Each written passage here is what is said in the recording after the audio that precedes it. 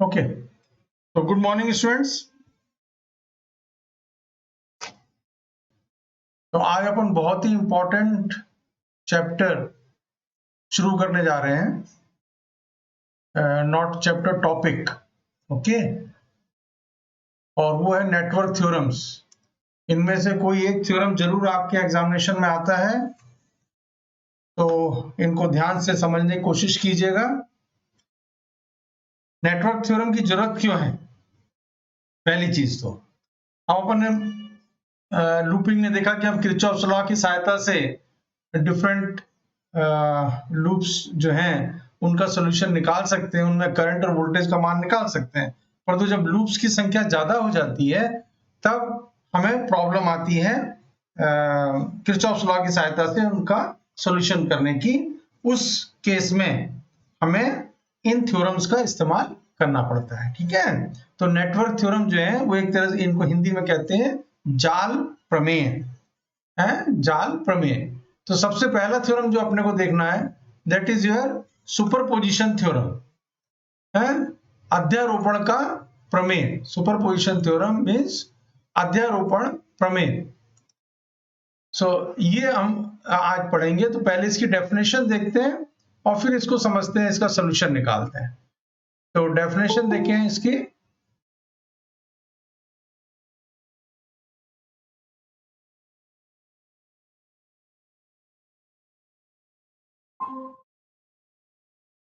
क्या डेफिनेशन में है कि according to this theorem in any linear network, this is important है, लीनियर नेटवर्क, रैखिक जाल, इन एनी लीनियर नेटवर्क, ठीक है, the current flowing through an element is equal to the algebraic sum of all those currents which flows through the element due to each energy source acting alone when all other sources are replaced by their internal impedances। ये आपको याद रखना पड़ेगा, ये मैं भी आपको समझाऊंगा। तो ये क्या है कि कोई भी लीनियर नेटवर्क, रैखिक जाल जो है जिसमें कि रेजिस्टेंस, कैपेसिटेंस, इंडक्टेंस आदि जो है वो मौजूद रहते हैं, ठीक है ना, ऐसे लीनियर नेटवर्क के लिए the current flowing through an element, यदि हम कोई भी एक जाल ले लें, उस जाल में किसी भी एक शाखा में जो करंट बह रहा है, ठीक है ना, तो वो हम कैसे निकाल सकते हैं? That is equal to algebraic sum of all those currents which flows through the element due to each energy source। मतलब जब एक से ज्यादा सोर्स उस नेटवर्क में लगे हों तो हम क्या करेंगे, हर सोर्स के द्वारा जो करंट बह रहा है वो निकाल लेंगे और उनका एल्जेब्रिक सम निकाल लेंगे, ठीक है ना। तो इस तरह से ये हमें उस शाखा में बहने वाली करंट, उसका मान प्राप्त हो जाएगा। इसको हम दूसरी तरीके से भी यहाँ पे स्टेटमेंट करते हैं, वो भी सेम वही चीज वही देता है, एक स्टेटमेंट का तरीका जो है वो अलग है। The superposition theorem for electrical circuit states that for a linear system the response means voltage or current in any branch of a bilateral linear circuit having more than one independent source, एक से ज्यादा source जहां पर हो, that equals the algebraic sum of the responses मतलब voltage या current caused by each independent source acting alone। हम हर source को अलग अलग लेते हुए इस वोल्टेज और करंट को निकालें, where all the other independent sources are replaced by their internal impedances। जहां पर बाकी एक ही सोर्स हमको रखना है एक बार में, बाकी स्रोत जो है, जो सोर्सेस हैं, उनको उनकी आंतरिक प्रतिबाधाओं से प्रतिस्थापित कर देना है, ठीक है ना।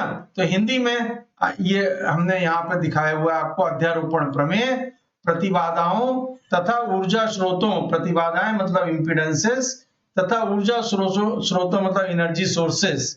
तो प्रतिबाधाओं तथा ऊर्जा स्रोतों से युक्त किसी भी रैखिक जाल में किसी अवयव से प्रवाहित धारा का मान उन सभी धाराओं के बीजगणितीय योग के बराबर होता है जो प्रत्येक ऊर्जा स्रोत के कारण प्रवाहित होती है, जबकि दूसरे ऊर्जा स्रोतों को उनकी आंतरिक प्रतिबाधाओं से प्रतिस्थापित कर दिया गया हो, ठीक है। तो ये स्टेटमेंट आपको अभी आराम से समझ में आ जाएगा, अभी एकदम से नहीं समझ में आएगा क्या हो रहा है। तो जब अपन अभी इसका सोल्यूशन देखेंगे तो आप इसको आसानी से समझ पाएंगे। तो चलिए अब इसका जो है अपन प्रूफ देखते हैं, थ्योरम का प्रूफ देखते हैं। Okay, so let us see now, let us see the proof for this theorem. तो उसके लिए अपन क्या करते हैं कि यहां पर चलिए पहले एक सर्किट बना लेते हैं, जिसमें कि कुछ सर्किट हमारा इस तरह का है। सपोज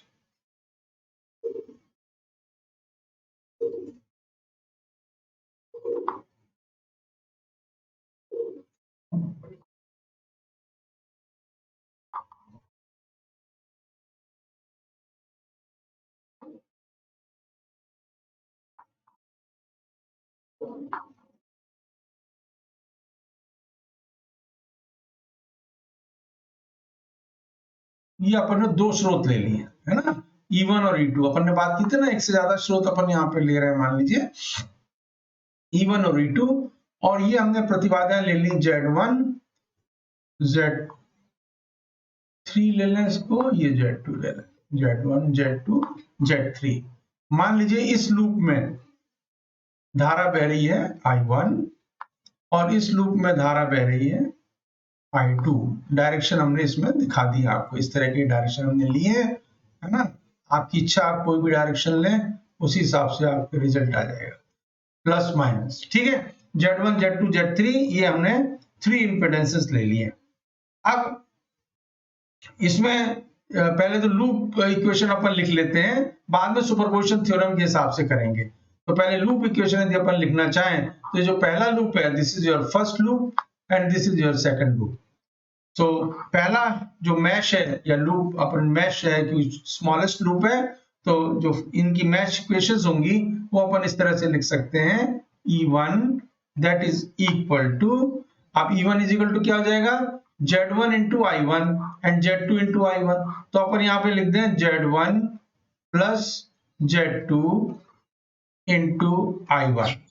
ओके, परंतु ये कंप्लीट नहीं हुआ। क्यों नहीं हुआ? क्योंकि यहाँ पे I2 धारा भी बह रही है इसमें से, Z2 से I1 भी बह रही है, I1 भी इस डायरेक्शन में बह रही है और Z2 भी इस डायरेक्शन में बह रही है। ठीक है ना, दोनों एक ही डायरेक्शन में, तो क्या होंगे, ये जुड़ेगा। तो यहाँ पर अपन इसको लिखेंगे प्लस Z2 इंटू I2। समझ में आएगा? कोई दिक्कत किसी को? This is equation number 1। और उसी तरह से सेकंड मैश के लिए अपन इक्वेशन लिख लें। सेकंड मैश में क्या हो जाएगा, E2 that is equal to Z2 plus Z3, right? Z2 plus Z3 into I2, all right, plus Z2 into I1, जैसे हमने पिछले में किया उसी तरह से इसमें कर लेंगे, क्योंकि Z2 में से I1 और I2 दोनों धारा बह रही हैं। तो ये हो गई हमारी इक्वेशन नंबर 2। ऑल राइट, अब इसको अपन सॉल्व करके पहले I1 और I2 का मान निकाल लेते हैं। तो यहाँ पर इसको सॉल्व करने के लिए अपन इसको डिटरमिनेंट रूप में लिखते हैं, आपको हमने बताया हुआ है। तो इसको अपन लिख लें E1 E2 that is equal to mod of Z1 plus Z2 then Z2 into I1 है तो Z2 इधर आ जाएगा, Z2, और ये आ जाएगा Z2 plus Z3 and then I1 and I2। Okay, अब इसको सॉल्व करने का तरीका भी हम आपको बता चुके हैं। तो पहले डेल्टा Z निकाल लेते हैं, delta Z that will be equal to Z1 plus Z2 into Z2 plus Z3 minus Z2 square। Okay, so this will be Z1 Z2 plus Z2 square, तो यहाँ पे हो जाएगा Z1 Z2 plus Z2 square plus Z1 Z3 plus Z2 Z3 minus Z2 square। ये Z2 square और ये Z2 square ये cancel हो गए और आपके पास बच गया यहाँ पर क्या रह गया, Z1 Z2 plus Z2 Z3 plus Z3 Z1। Okay, सो ये अपन ने निकाल लिया delta Z। Alright, now let us find delta 1, क्योंकि अपने को क्या निकालना है, अपने को I1 निकालना है। तो I1 हमारा होता है हमारा delta 1 upon delta Z। Delta Z अपन ने निकाल लिया। अब डेल्टा 1 हम कैसे निकालेंगे, कोई भी बता सकता है? डेल्टा 1 कैसे निकालेंगे, क्या करेंगे? एनीवन? कोई नहीं बता सकता? बेटा पढ़ाई कर लो, हैं, वरना दिक्कत होगी। देखिए हम क्या करेंगे, हम यहाँ पर ये जो पहला कॉलम है ये वाला है, इसको रिप्लेस कर देंगे किससे, E1 और E2 से। तो ये हमने किया यहाँ पे E1 E2, और दूसरा वैसे रख दिया Z2 और Z2 प्लस Z3। ओके, ये अपन ने कर दिया, तो ये डेल्टा 1 बन गया। तो ये क्या हो गया, यहाँ पे आ गया Z2 plus Z3 into E1 minus Z2 into E2. So your I1 becomes Z2 plus Z3 upon delta Z minus Z2 upon delta Z into sorry, यहाँ E1 रह गया, this will be E1 and this will be E2. So this is your I1. Okay ना, अब अपन क्या करेंगे, अब अपन superposition theorem लगाते हैं, क्योंकि एक अपन I1 करंट निकाल लेंगे, वो प्रूव कर देंगे, तो I2 सिमिलरली I2 के लिए हो जाएगा। तो अब यहाँ पर अपन सुपरपोजिशन थ्योरम लगाएंगे। तो सुपरपोजिशन थ्योरम लगाने के लिए थ्योरम क्या कहता है कि हमें एक बार में एक ही स्रोत लेना है और दूसरे स्रोत को उसकी आंतरिक प्रतिबाधा से प्रतिस्थापित कर देना है। तो अब यहाँ पर जो E2 सोर्स मान लीजिए अपन हटा देते हैं, यहाँ पर हमने इसकी कोई आंतरिक प्रतिबाधा दिखाई नहीं दिखाई, तो हम दोनों जो पॉइंट है इसके, इनको क्या कर देंगे, शॉर्ट कर देंगे। तो चलिए अपन नया सर्किट बनाते हैं। नए सर्किट में क्या होगा, यहाँ पे आपका ये दोनों आपके इम्पीडेंसेस आ गए, ये भी इम्पीडेंस आ गया, और ये हमने सोर्स ले लिया एक E1,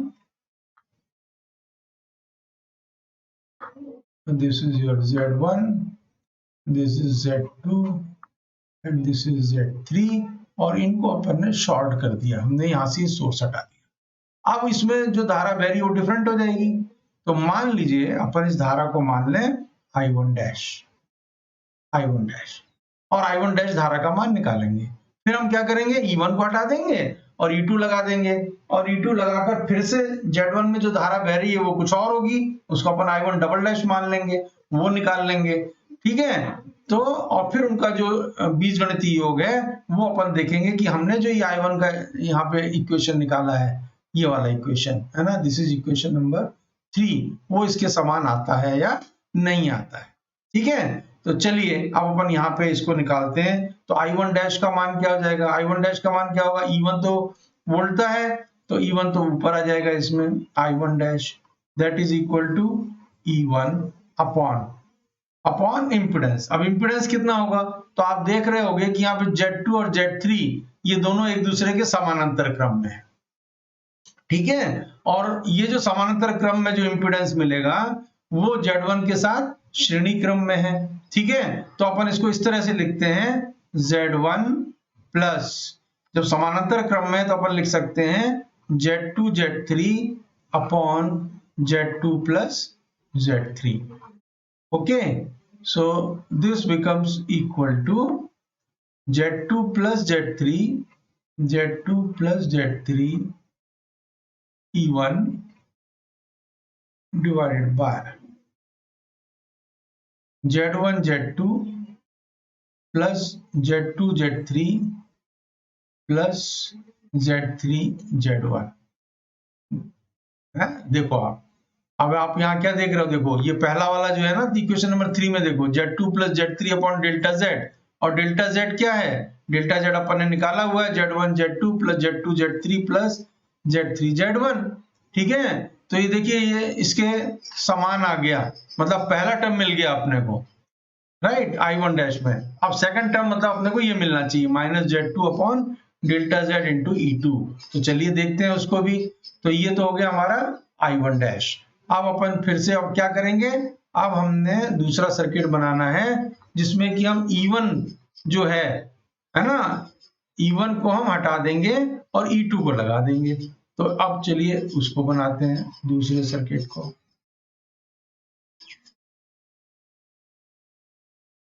दूसरा सर्किट तैयार करें यहाँ पे। This is your Z1 Z3 Z2 और ये हो जाएगा आपका, इसको आप शॉर्ट कर दें और यहां पर लगा दें source. Okay, this is plus minus, so this will be your E2, this is Z1, this is Z3 and this is Z2। अब धारा इस तरह बहेगी इस डायरेक्शन में। इस धारा को मान लीजिए अपन मान लेते हैं I, ठीक है ना। फिर ये धारा इन दो में डिवाइड हो जाएगी Z1 और Z2 में। तो सपोज Z1 से बहने वाली धारा को अपन ले लेते हैं I1 डबल डैश। तो Z2 से बहने वाली धारा क्या हो जाएगी, Z2 से बहने वाली धारा हो जाएगी आपकी I minus I1 double dash. Okay, तो अब यहाँ पे पहले तो अपने को I निकालना पड़ेगा और फिर I से अपन को I1 डबल डैश निकालना। तो कैसे निकालते हैं अपन, उसको देखें। तो यहाँ पर अब लिख लें हम I is equal to, okay, I will be equal to E2 upon, कोई भी बता सकता है क्या होगा, नीचे क्या आएगा, एनीवन, जैसे अपन ने ऊपर किया था उसी तरह से। अब यहाँ पे देखिए Z1 और Z2 समानांतर क्रम में है और वो उनका जो कॉम्बिनेशन है वो Z3 के साथ श्रेणी क्रम में है। तो कोई भी बता सकता है, okay. So I will be equal to E2 upon Z3 plus Z1 Z2 upon Z1 plus Z2। Okay, now अब अपने को I1 डबल डैश निकालना है। तो I1 डबल डैश जो है वो इस तरह से निकलता है। आप देखिए यहां पर हम लिख सकते हैं Z1 I1 double dash is equal to Z2 into I minus I1 double dash। All right, so this will be Z1 plus Z2 into I1 double dash, that is equal to Z1 plus Z2, yes, I will is equal to Z2 into I or I1 double dash, that is equal to Z2 upon Z1 plus Z2 into I।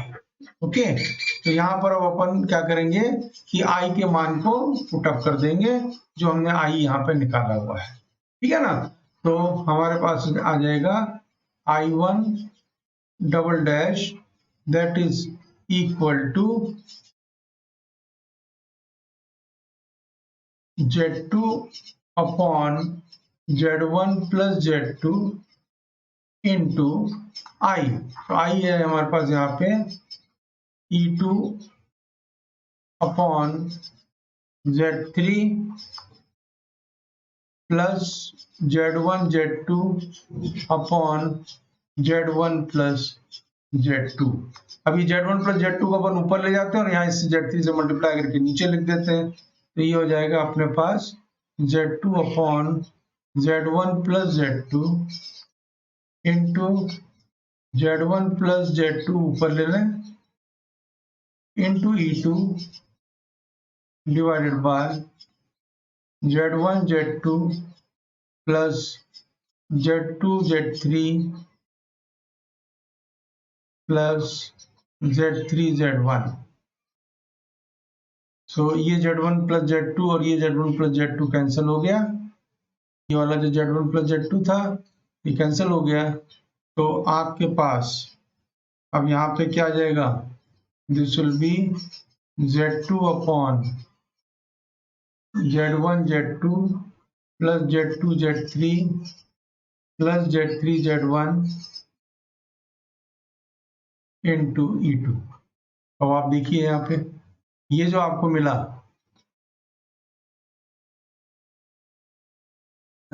इसके बाद अपन यहाँ आए, ठीक है।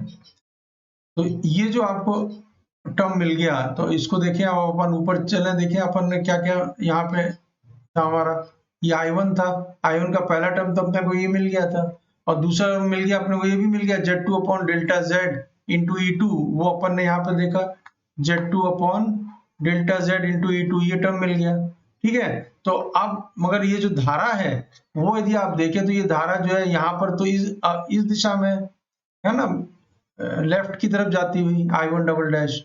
और यदि हम इसके पहले ये वाला सर्किट देखें तो इसमें धारा जो है वो राइट हैंड साइड की तरफ जा रही है, मतलब दोनों धाराएं अपोजिट दिशा में है।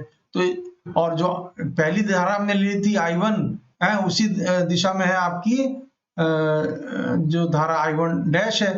तो इसलिए अब हम जो है यहाँ पे हमने ये जो I1 लिए वो इस दिशा में लिए, ठीक है। तो इसमें अब हम क्या करेंगे कि इन दोनों को जोड़ेंगे तो ये धारा माइनस हो जाएगी आपकी जो I1 डबल डैश है। तो इस तरह से आपका जो I1 धारा है I1 that will be equal to I1 dash minus I1 double dash. और I1 डैश हमको क्या मिला है, I1 डैश हमने जो निकाला है वो क्या है, I1 dash is Z2 plus Z3 E1 upon delta Z।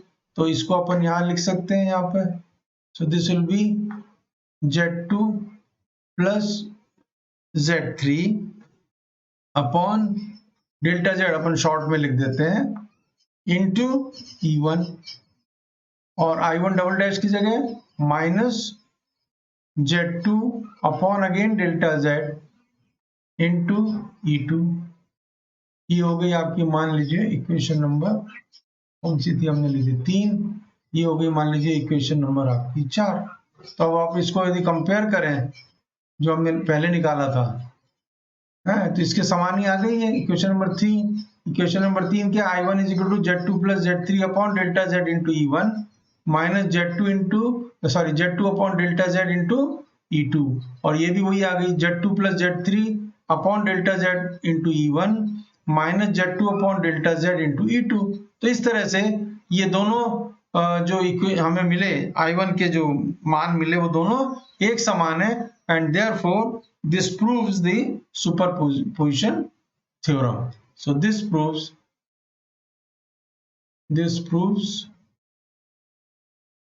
superposition theorem.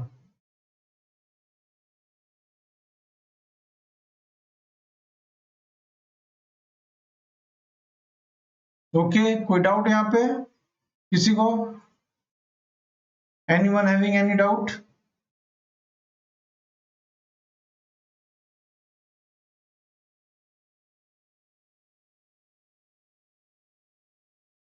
All right then.